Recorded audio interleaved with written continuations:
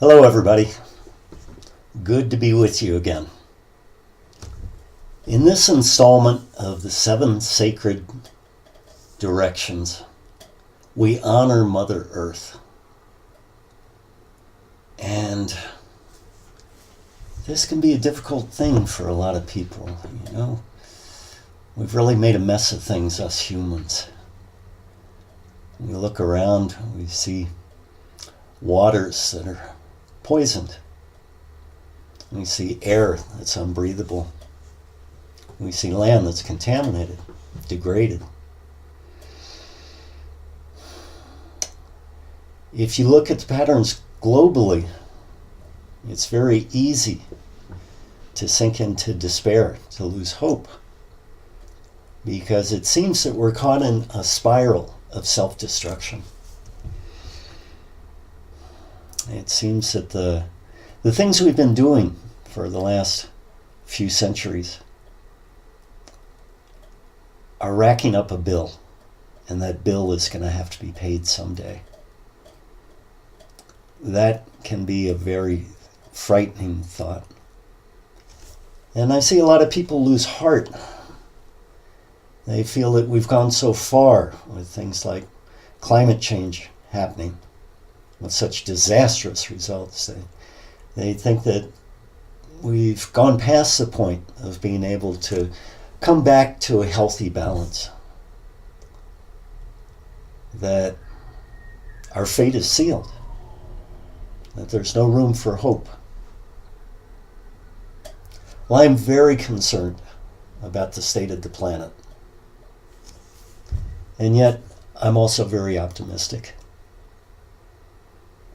I think that we can turn this thing around. I think it's going to take a lot of work. I think we're really going to have to dedicate a lot of our resources towards fixing the damages that we as a species have inflicted on planet Earth. And I think that's doable. I want to share some numbers with you. A whole list of numbers, actually. Modern humans evolved roughly 20,000 years ago. Now, I used a different figure in an earlier show, and I was talking about humans as being separate from non-human simians, ape-like creatures. But many paleontologists agree on that number, about 20,000 years ago. Anthropologists figure that a generation's time is 20 years, because when a person reaches the age of 20, not only are they fully viable for reproduction, they often have children. In the past, that is. Certainly that's not necessarily true for modern cultures, but throughout the great expanse of human evolution, 20 years is a pretty good number, a round number to use for generation time. So humans, modern humans, have been around for about 10,000 generations. It took us, as a species, 50,000 years to develop the hand axe, a fairly primitive tool. And I don't think there's any one explanation for why it took us so long to make that seemingly simple step of using a hand tool, of developing one. But it did take quite a while. Our first cities were formed only about 7,000 years ago. And those are the very first ones on the planet. It took cities a while to catch on. It wasn't a very popular idea at first. But that occurred about 350 generations ago.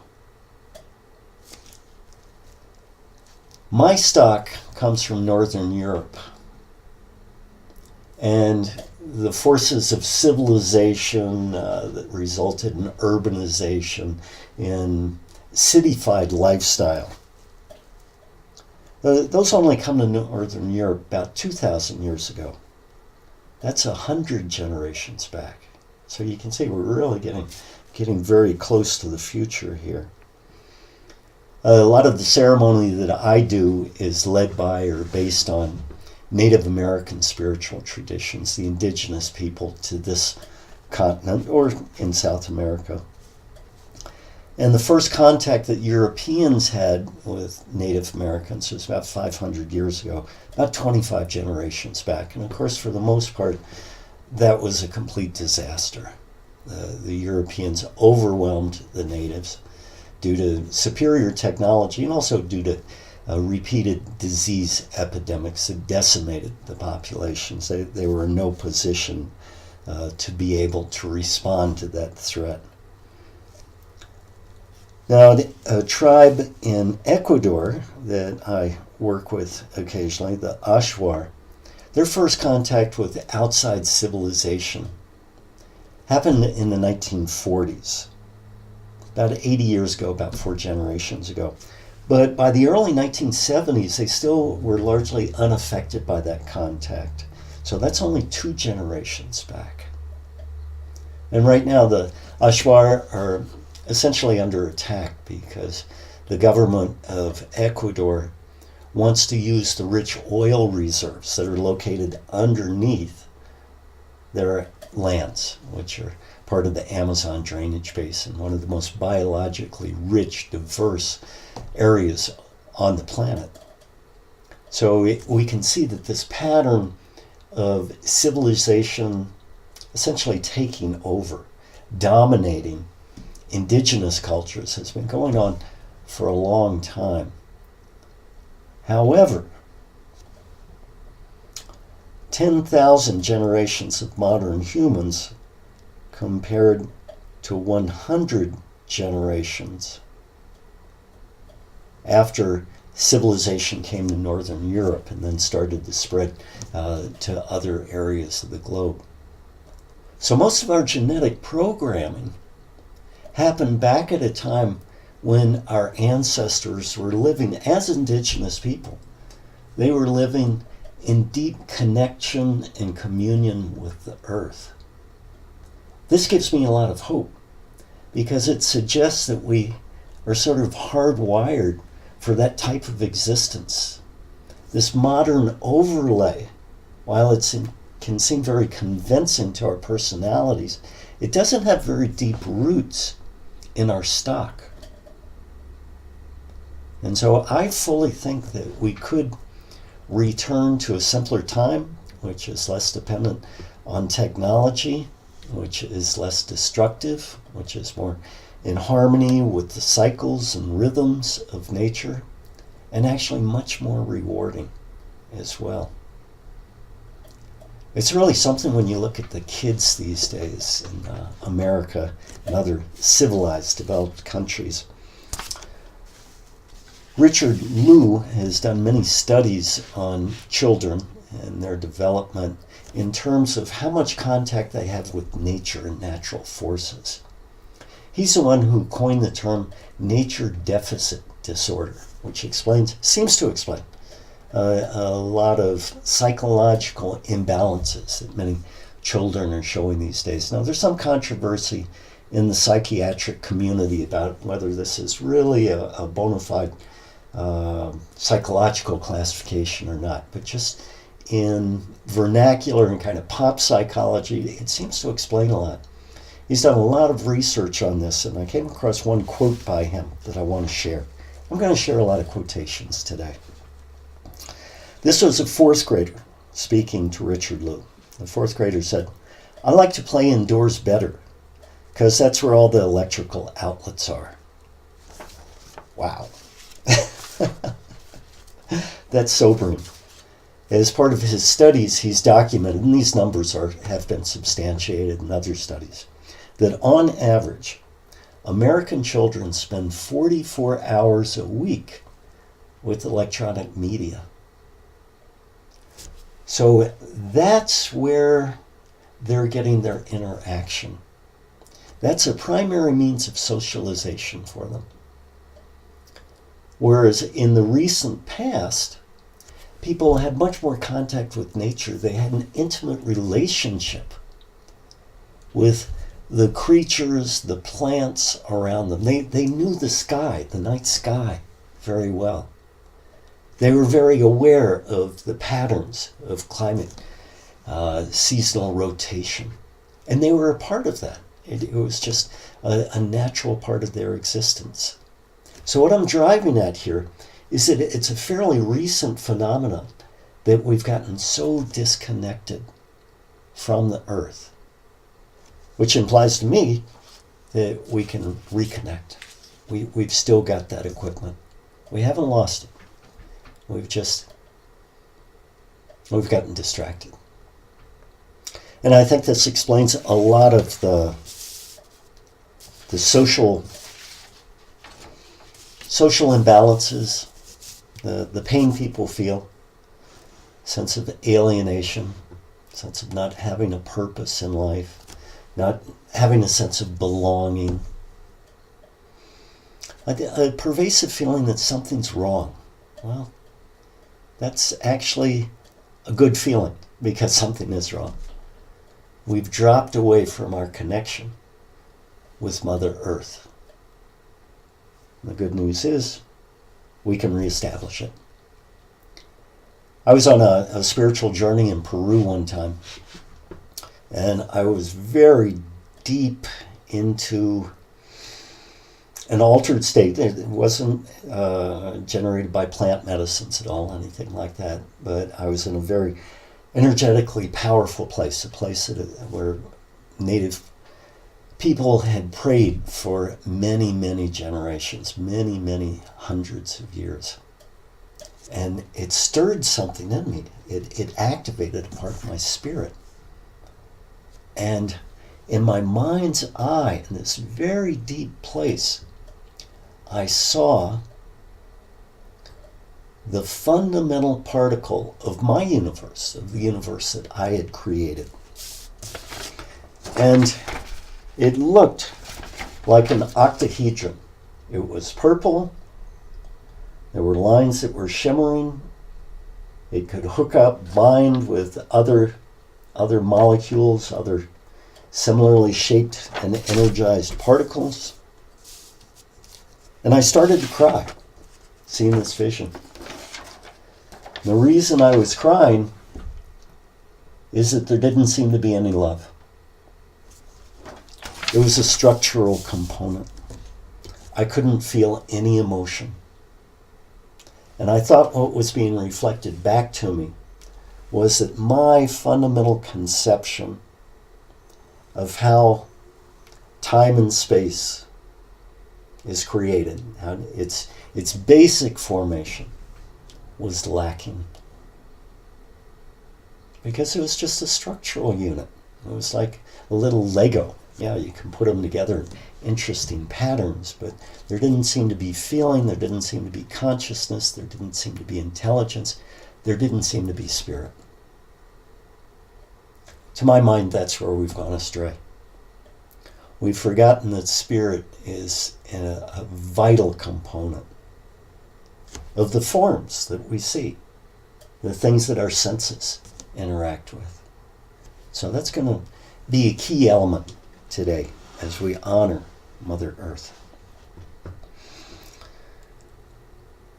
So that's mostly what I'm going to say about our current predicament. I'm not going to dwell on that.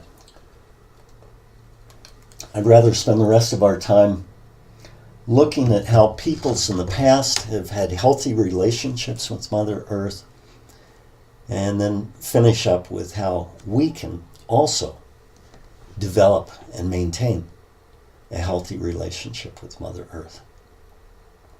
For right now, let's do an energetic exercise to bring us into a good place, to activate that relationship right now. What we're going to be doing is running some of our energy, our spirit force, through our body, downwards through the root chakra, which is located at the base of the spine, into the earth. We're going to open up a channel of receptivity and call on some of the power of the earth, some of its vitality, to consciously enter our physical forms. We're going to breathe it in and feel it. So before we start this, I ask you to close your eyes and just check out what's your internal state right now. What's going on?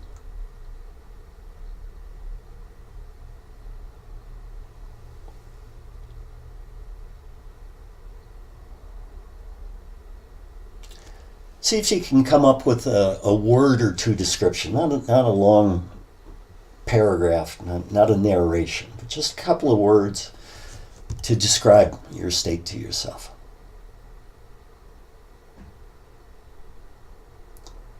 I'm a little buzzy right now. I just came back from a wonderful week-long retreat. I'm excited to be doing this program, to be sharing these things with you, and so my energy's a little... So that's my description. I'll be able to refer back to it and see if this energetic practice changes something. So now let's close our eyes and settle in to do the work or the play of connecting with Mother Earth in a conscious way. First thing to do is to connect with ourselves. Make sure you're taking full, deep, nourishing breaths. Breaths that cause the belly to swell on the inhale and then contract on the exhale.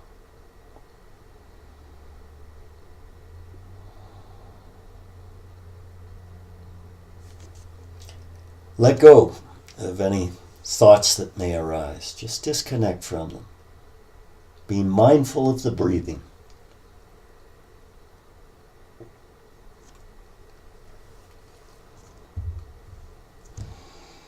And if anything arises during this practice, it kind of throws you off.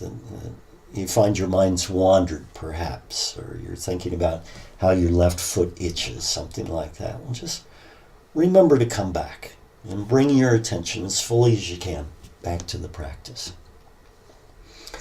You'll be following my words, but you really don't need words of your own to do this. In fact, if your mind's generating words, that's probably going to be a distracting element. So feel into your heart energy, that center of balance within all of us, that center of the universe for each one of us. Strong place of vitality. And make a connection with your spirit. I often visualize this as a white light right in the center of my chest, not the physical heart, but the heart chakra. May appear to you differently. You may not get a color at all. And see if you can make connection with that place. And you might get a visual that might be a candle flame, something like that. Whatever occurs to you is probably the right thing to use. From this point of connection with yourself, we're going to breathe down into the root chakra at the base of the spine and swirl energy around in a clockwise pattern.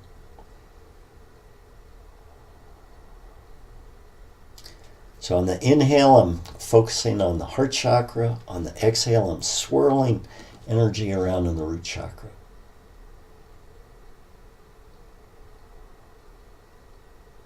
Very regular pattern, regular flow. Really doesn't take a lot of effort. Now we're going to switch. Now we're going to go from the heart chakra, sending that energy straight down through the chair, the floor, bottom of the structure you're in, down into the earth. Oftentimes this appears like a white column of light to me. And you don't have to come back to the heart on each inhalation. You can just keep your consciousness moving downwards. The earth is very receptive to this type of energetic exploration. I'm actually seeing a root spiraling down now, connecting me to the earth, but it's still moving down. And again, this should be something of a natural movement, not with a lot of force. You don't want to tighten up your muscles to try to squeeze this into existence, but allow it to happen. Give yourself permission to extend your energetic being into the earth, however it presents to you.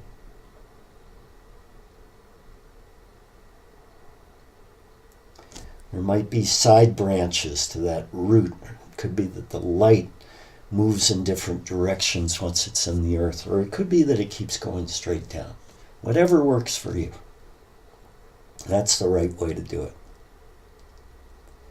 But eventually that downward motion stops. Some people go all the way to the center of the earth and connect there. It's not necessary to go that far. We're anchoring ourselves energetically into the earth. And we're doing it not from a position of domination, more from a place of vulnerability. We're opening ourselves to receive. And so now, use your conscious intention to draw some of Mother Earth's vitality into that channel that you've created.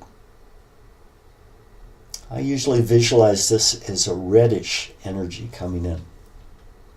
Either moving in like water or perhaps reddish smoke.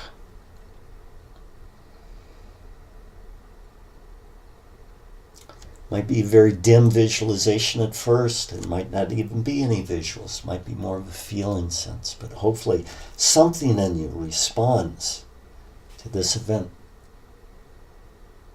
Something perceives that there's something going on down there. So now start to pull that energy up using the breath, like you're sucking a liquid up through a straw. Again, not with force, but with allowing.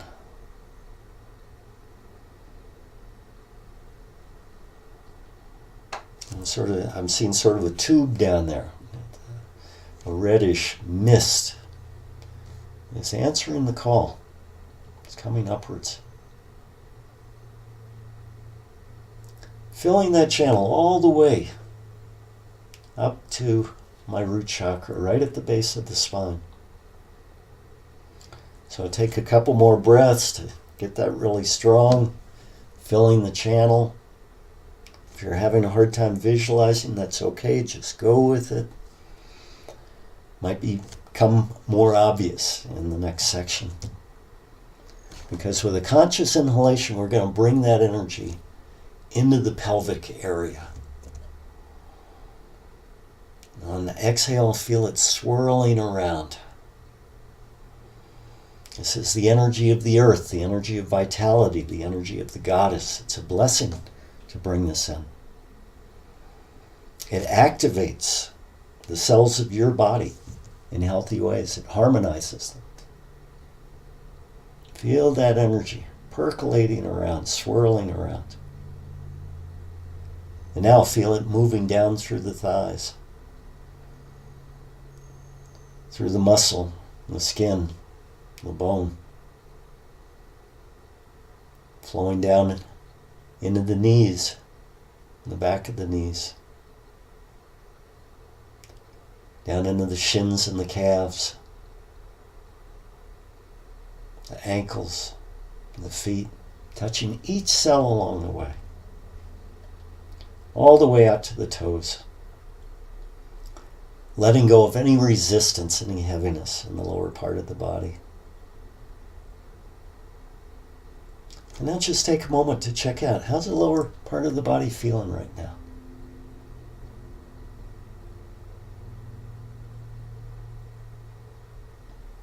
Let's bring our attention back to the pelvic area and now cause that energy to rise up, filling the belly area and the lower back, the chest and the middle back, all the way up to the shoulder blades and the collarbones. Letting go of any tightness that you may have stuck in your physical form. Now the energy starts to move down the arms, filling the upper arms, moving past the elbows into the lower arms, filling the hands all the way to the fingertips. And bring your attention to the fingertips. A lot of times there's a little sensation of it washing back on itself there. See if you feel a tingling, something like that.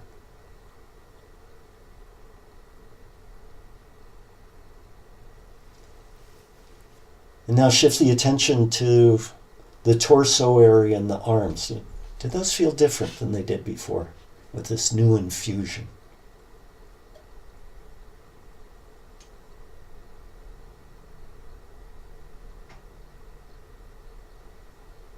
Now bring the attention to the neck, a place where a lot of us store tension.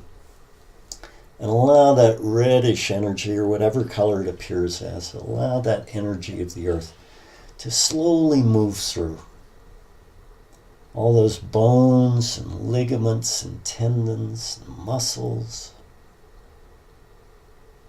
Massaging each little place, getting into the most innermost recess. Touching every cell, bringing life. Now, moving out to the chin, up the cheeks, the nasal area, moving up the back of the head as well.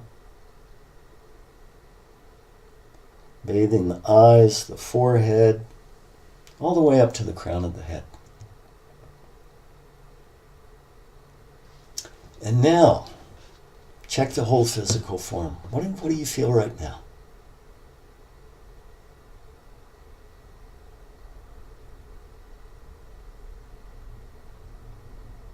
And put it into a word or two.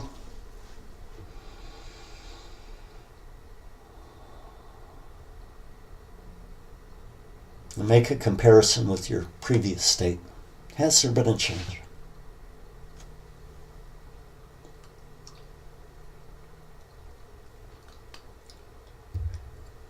And now you can slowly open your eyes. Well, I definitely had a change. My energy is much more balanced now than before. It feels strong. I can tell there's a good amount of energy there. But it's sort of subtle energy. It's there for me to use as I see fit. It's not bouncing around uncontained. It's anchored into my physical form. This is one of the many gifts of Mother Earth. If we just take time to make that connection. A lot of people say prayers in different ways. But to me, saying a prayer is only a part of the experience, because I want to feel the prayer. And doing a simple exercise like this at the beginning of the day helps me to be grounded, helps me to be responsible for my energy. Also helps me to be more aware, because I feel much more receptive to my emotional body as well as my physical body. I think in this place I'd have much greater tendency to notice emotional component. Anything that might arise, that might need to be dealt with. Whether it's a present emotion or something that's still stuck in there from the past that needs to be worked with, cleaned out, so I can bring myself fully alive, fully aware, in the present moment. Well, I started out talking about ancestors, or at least I got to talking about ancestors pretty early on. And our ancestors, the ones who were people of the earth, the indigenous ancestors that we had, the people who were rooted energetically into a particular place and the earth, even if they were hunter-gatherers and that place was a wide expanse, people who had a homeland. Throughout the earth, people in that situation are animists. They believe in animism. Whenever you put that ism suffix on a word, it sort of elevates it to a status of a belief system.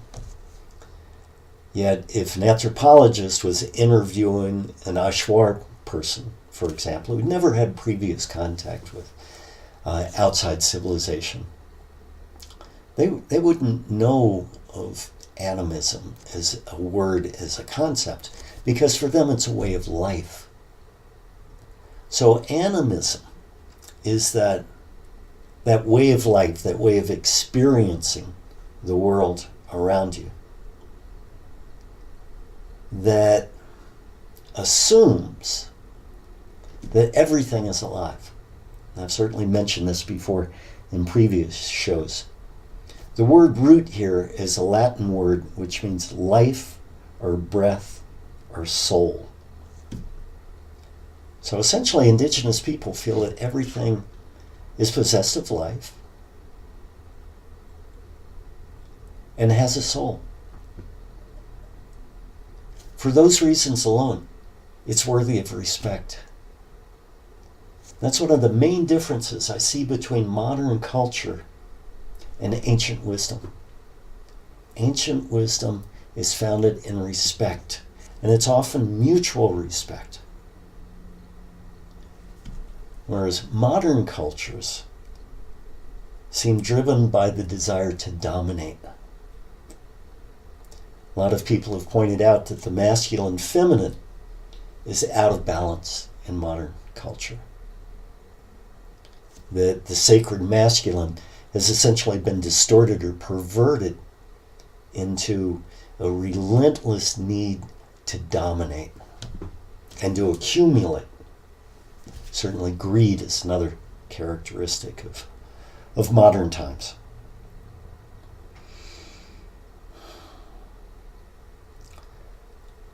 Well, indigenous people tend to have earth-based spirituality.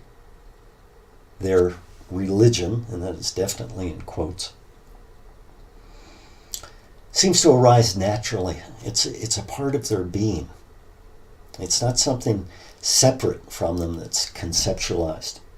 And I want to share a couple of quotes from indigenous people with you to hopefully give you a feeling for the richness of this worldview. And of course, even if some of these cultures have been completely destroyed, participation in that worldview is still a possibility for us. And that's why I'm so optimistic about our chances. If we come to our senses, if we choose to wake up, there's a lot of information out there that's already written down, already researched, that we can make use of. We don't have to start from scratch. And that's not saying we should all go back to living in tents, anything like that, but some kind of medium ground where we're not so plugged into electronic media that it completely overtakes our awareness. But we're probably not going to give up all the blessings of technology either. I think we can work a balance. So this first quote is from Walking Buffalo, who was a Stony Indian. He was educated in white schools, actually went to London, England at the age of 87, so he lived to a good age, and he was a spokesperson for his people. This particular quote really, really touched my heart. "We were lawless people, but we were on pretty good terms with the Great Spirit, Creator, and Ruler of all. You whites assumed we were savages. You didn't understand our prayers. You didn't try to understand. When we sang our praises to the sun, or moon, or wind, you said we were worshiping idols. Without understanding, you condemned us as lost souls, just because our form of worship was different from yours. We saw the Great Spirit's work in almost everything: sun, moon, trees, wind, and mountains. Sometimes we approached him through these things. Was that so bad? I think we have a true belief in the Supreme Being, a stronger faith than that of most whites who have called us pagans. Indians living close to nature and nature's ruler are not living in darkness. Did you know that trees talk? Well, they do. They talk to each other, and they'll talk to you if you listen. Trouble is, white people don't listen. They never learn to listen to the Indians, so I don't suppose they'll listen to the other voices in nature. But I have learned a lot from trees. Sometimes about the weather, sometimes about animals, sometimes about the Great Spirit. Whew. Wow, such power. And it's easy to imagine that we don't have to be born a stony Indian to develop the capacity for respecting nature and developing a relationship with it. So we're talking about Mother Earth, and we're talking about her children as well. We're children of Mother Earth.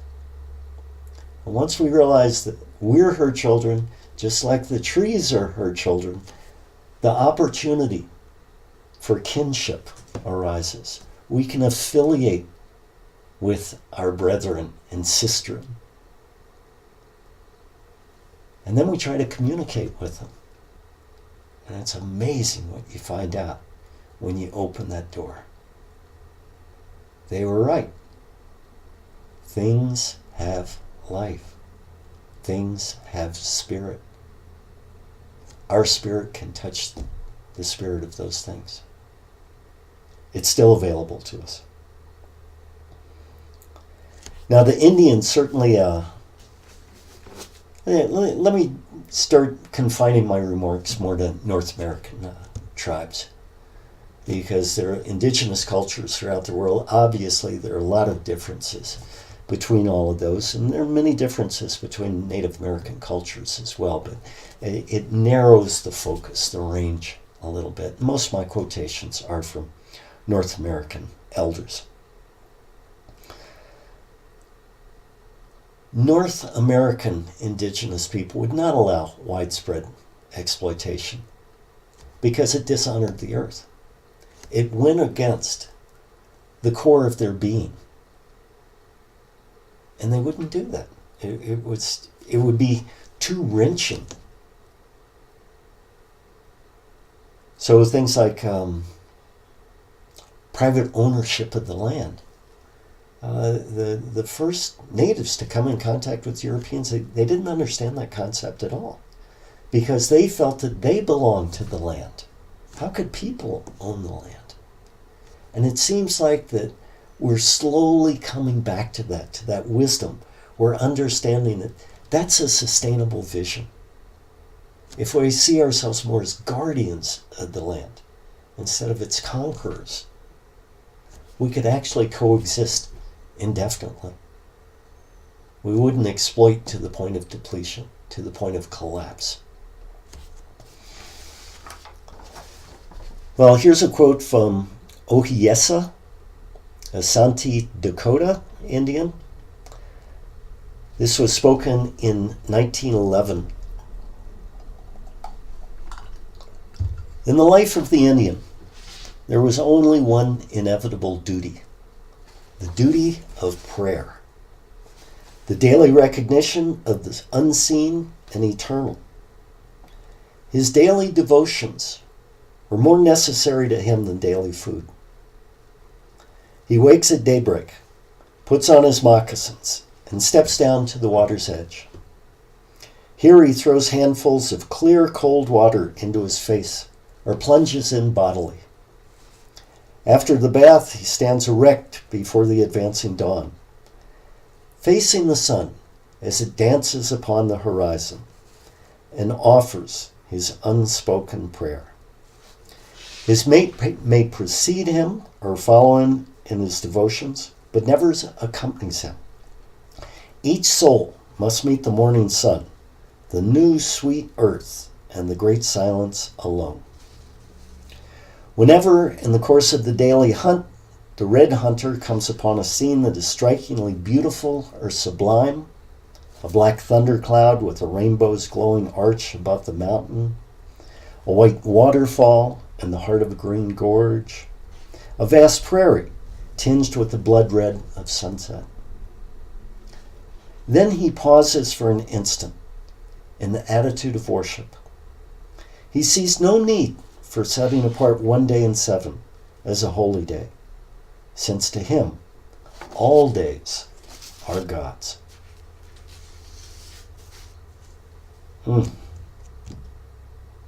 Wow.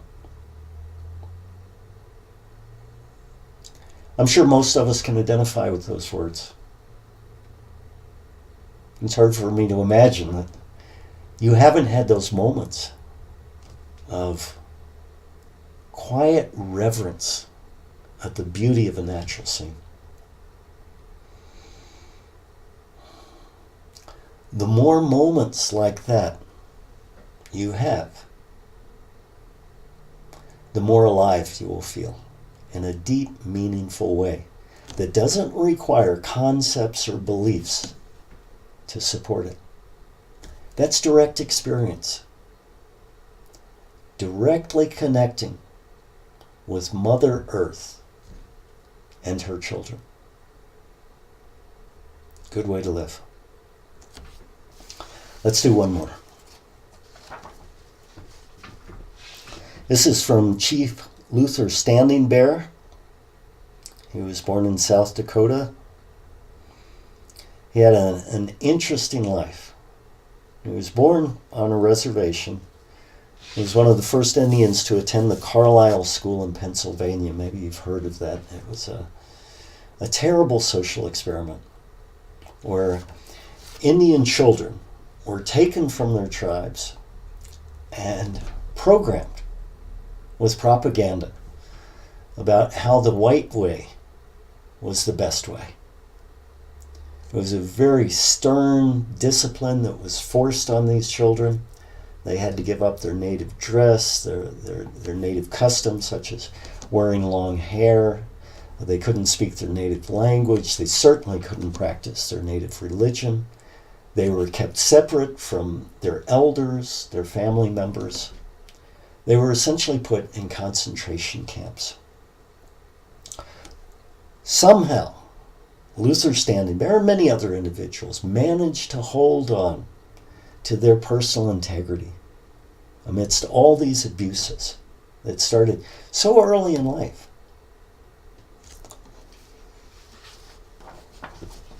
Chief Standing Bear said, "The Lakota was a true naturist, a lover of nature. He loved the earth and all things of the earth, the attachment growing with age. The old people came literally to love the soil, and they sat or reclined on the ground with a feeling of being close to a mothering power. It was good for the skin to touch the earth, and the old people liked to remove their moccasins and walk with bare feet on the sacred earth. Their teepees were built upon the earth, and their altars were made of earth. The birds that flew in the air came to rest upon the earth, and it was the final abiding place of all things that lived and grew. The soil was soothing, strengthening, cleansing, and healing. That is why the old Indian still sits upon the earth instead of propping himself up and away from its life-giving forces. For him, to sit or to lie upon the ground is to be able to think more deeply and to feel more keenly. He can see more clearly into the mysteries of life and come closer in kinship to other lives about him. Kinship with all creatures of the earth, sky, and water was a real and active principle. For the animal and bird world, there existed a brotherly feeling that kept the Lakota safe among them. And so close did some of the Lakotas come to their feathered and furred friends that in true brotherhood, they spoke a common tongue. Wow. That's deep communion. That's getting to the heart of the matter. And I have a feeling that to save this human experiment, we're going to have to redevelop some of these skills. We're going to have to reawaken some of our capacities. But we've got a lot to look back on. A lot of these cultures still exist, some of them in modified form. But there's still peoples living in very close association with nature, especially in places like the Amazon. These are the very places that are under attack right now. So we can say our prayers, we can open our hearts to Mother Nature, we can reestablish our kinship with the things of nature. We can also take a little political action. Lots of ways to do it. Signing petitions against the Keystone Pipeline. Joining up with a really good outfit like the Pachamama Alliance, who has partnered with the Ashwar people to try to keep the oil companies out of their area, to try to preserve those tribal lands and tribal ways so we can all learn from them. This is important work. And this is the kind of work that we're going to need to do to come away from the edge, to pull back from the brink of disaster. I completely believe that there's still time, but we got to get on it. This is not work that we can keep passing on to successive generations. We're seeing the destruction that results from upsetting natural patterns already. How screwy has your weather been in the last 5 years? These things are affecting all of us. We can no longer think that we're in a safe zone, that we're immune from the effects of our tampering, our disrespecting, our dishonoring. That bill is coming due. But if we choose to face the obligation, choose to make changes in our lives, to do what we can in our individual ways to make it better, I feel that the force of Pachamama, the earth herself, will support us in this effort. We have very powerful unseen allies. They're waiting for us to ask for their assistance. But again, we have to do it with a little more than just words. It's not entirely sincere if we make a plea without backing it up with personal action. So this is the time.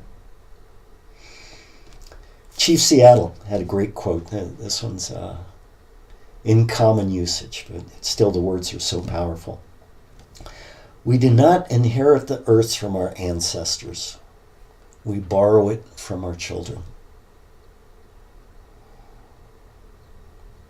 So let's do what we can to make that gift a good one. There are a lot of things that are possible now. There's a lot of reason for hope.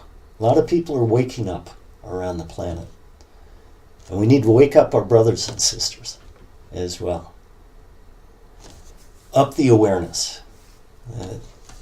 There's some dire consequences for reckless actions. But if we return to our natural position as guardians of the earth, as caretakers of the earth, not its masters, but its collaborators, we can do tremendous things. And we see this.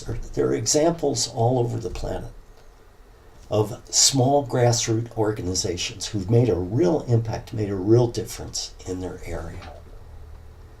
We need that to continue, and we need more of it. And eventually, we're going to need to influence the big boys, as they mostly are boys up there. Washington, D.C., heads of corporations, things like that. And we can do it with awakened hearts. We don't have to see them as the soulless enemy. We can approach them as perhaps misguided brothers and sisters. And just they took a detour. They lost their way. They need a little encouragement to get back on the right way. We've all been confused. We've all been mixed up by this. So it's really not the time to be slinging mud balls.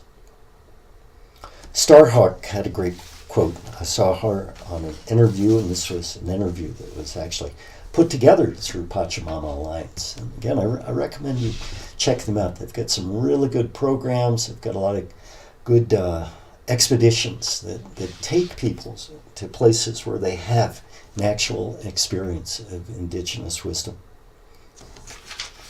Starhawk said, "We need to engage people in connection with the earth. We need to come back to the underlying understanding that we are part of the earth, and that the earth is the ground that makes our lives possible. There's nothing more important. Without earth, without water, without the things that sustain our lives and the lives of the creatures around us, we really have nothing. It is ultimately, in some sense, a human problem. A problem of values, a problem of consciousness, and a problem of politics. I strongly believe that the earth is resilient, and that we are part of this creative, resilient life force.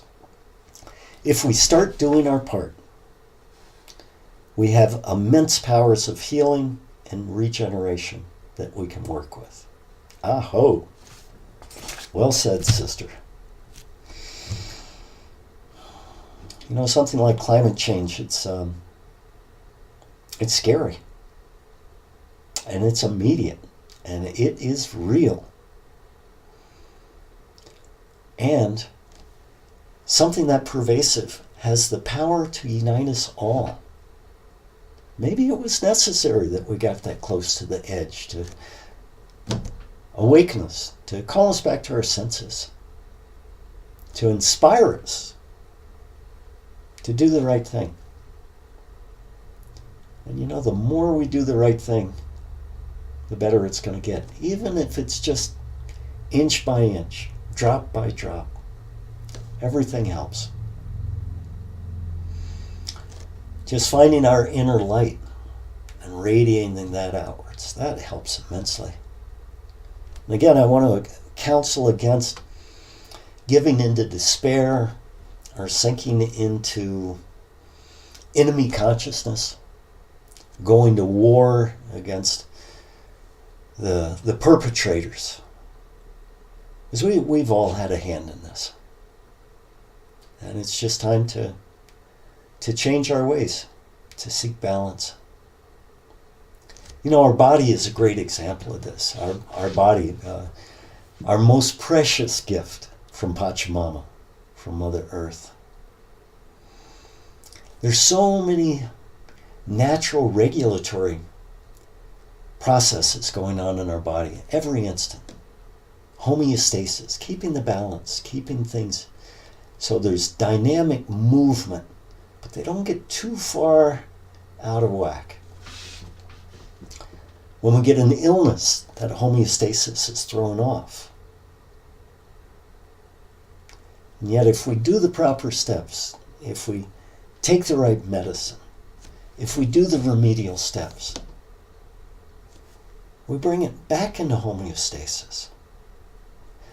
Sometimes, oftentimes, even stronger.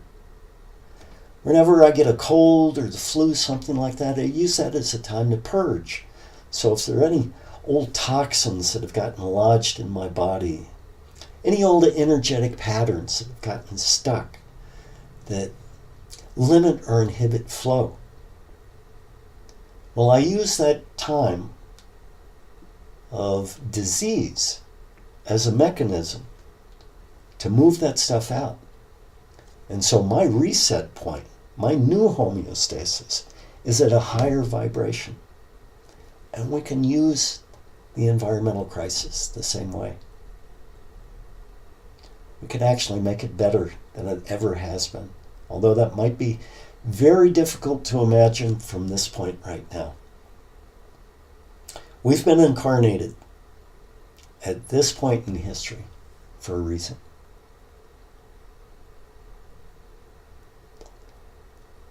Yeah. For lots of reasons, but yeah. Enough said on that. You can figure out the rest. I'll end with a couple more quotes. These are from people who I was with very recently. So we don't have to get all our answers from the past. There are people of wisdom with us right now. These are indigenous women. The first one is Abril Mondragon, or Yellowbird, who's from Arapaho. Those are the Blue Cloud people. And she comes from the Osha clan. That clan are caregivers of water. Wow. What a thing to be born into. To have that responsibility and that blessing of being a caregiver of water. Well, just a couple of weeks ago, I was at a talk that Abril gave, and she said, "We belong to our mother. She loves you. I want you to love her back." So true. Many of us, we think of mother, and the only image that comes up is our physical, our biological mother. And oftentimes that's a mixed image, you know. Yeah, well, I got along with her sometimes. Oh, adolescence was really rough. And then, boy, on this one thing, she was really tough. You know, we get that mixed image. And of course, Avril is talking about the Earth Mother, the mother of all, the source of life. And that image, hopefully, is not adulterated or tainted or confused for you. If it is, you need to spend a little time on that, sorting through. One last quote. Pat McCabe, a Dene woman, Navajo, said about a week ago, "Here we are, living on a planet under a living sun. We were born into beauty, as beauty for joyful life. That's the radiant truth that's standing before us." Well said, Pat. So, yeah. Let's participate in that beauty in a good way. Oh, boy. It'll overcome, and it feels good. Want to mention some other things coming up on Human Spirit Radio Network. Quite a few different program options for you. Most of these are on Fridays. And I think all of them are on Fridays. Now, the schedule changes from time to time. I'll be doing a new series that starts in July that I'm really looking forward to on the 7 sacred topics. So I know we're going to have fun with that one. But every Friday at 2 o'clock Pacific on Human Spirit Radio, you can experience Waking Gods and Goddesses, Embodying Divine Wisdom and the Sensual Life with host Maria West. She's a very lively presenter, so tune into that. And, it's a wild ride with Maria. Second Friday is my spot, and next month we'll be wrapping up the series of the 7 sacred directions. We'll be dealing with sky as divine male energy, and we'll also talk about source, the innermost, the 7th direction, the hidden direction, which is the source of all. The third Friday of each month, and all of these are at 2 o'clock, is Sarah McCroskey's show. She's the founder of Human Spirit Radio, a very powerful, energetic worker, a very deep intuitive. And a cool thing about Sarah, she has a lot of neat friends. So many times she interviews people and brings to light their work and their methodology. Fourth Friday is the Conscious Evolution of Divine Feminine Archetypes with host Amanda Eloish Johnson. Even though she's talking about divine feminine archetypes, there's a lot in there for us guys as well. I get deep nourishment from Amanda's shows, so I encourage you to check them out, as well as all the other Human Spirit Radio Network offerings. All of these are offered free and commercial free. If you want to donate, visit their website. That would be a good thing to do. You would be supporting a very good cause. For right now, this is Jai Cross signing off. So glad to be with you once again. Thank you for welcoming me into your life. I'm glad that we are related. Aho!